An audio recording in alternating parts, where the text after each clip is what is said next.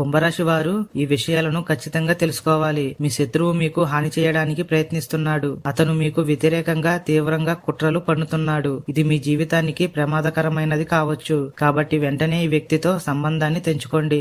రాబోయే 7 రోజులు మీకు ప్రమాదకరంగా ఉండే అవకాశం ఉంది. హోలీ తర్వాత తంత్రమంత్ర దుష్ట శక్తుల ప్రభావం పెరుగుతుంది. మీ శత్రువు ఈ అవకాశాన్ని ఉపయోగించుకొని మీకు హాని చేసేందుకు సిద్ధంగా ఉన్నాడు. అతను ఇప్పటికే మీకు ఎన్నో సమస్యలు కలిగించాడు. మీరు అనుభవిస్తున్న బాధలు, ఆర్థిక ఇబ్బందులు, కుటుంబ కలహాలు అన్ని ఈ కుట్రలో భాగమే.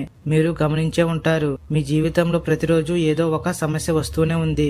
మీరు ప్రశాంతంగా ఉండే రోజు ఒక్కటి కూడా లేదు. మీ మనసును కూడా నియంత్రించి మీరు అసహనానికి గురవుతున్నారు.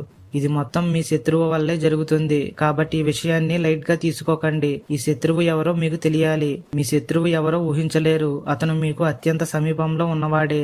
మీరు ఎవరిపైన అయితే అత్యధిక నమ్మకం పెడతారో, ఎవరి కోసం మీ జీవితం అర్పించారో అదే వ్యక్తి మీకు శత్రువుగా మారిపోయాడు. ఈ విషయంలో చాలా జాగ్రత్త వహించాలి. మీ ఇంటికి వచ్చి మీ జీవితాన్ని నాశనం చేసే వ్యక్తులను గుర్తించండి.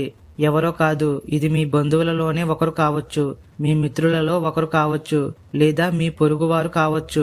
మీరు ఎవరి పట్ల నిస్వార్థంగా ప్రవర్తిస్తున్నారో వారిలోనే ఒకరు మీ వెనుక కుట్ర చేస్తున్నారు. చెడు శక్తుల నుండి తప్పించుకోవడానికి జాగ్రత్తలు తీసుకోండి. మీ ఇంట్లోకి ఎవరు వచ్చినా వారు మీపై కీడు కలిగించేలా చూస్తున్నారా అనేది గమనించండి. వారి చూపులు, మాటలు మరియు ప్రవర్తనను పరిశీలించండి.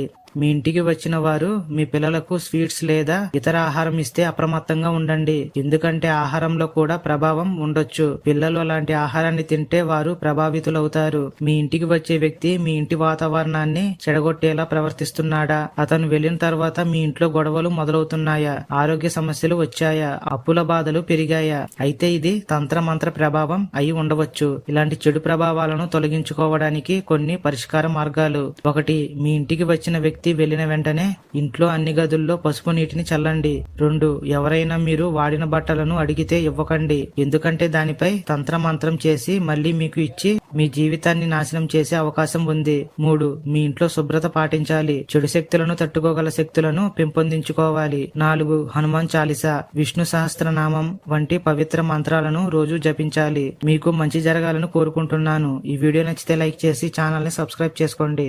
అలాగే కామెంట్ సెక్షన్ లో జై శ్రీరామ్ అని కామెంట్ చేయండి.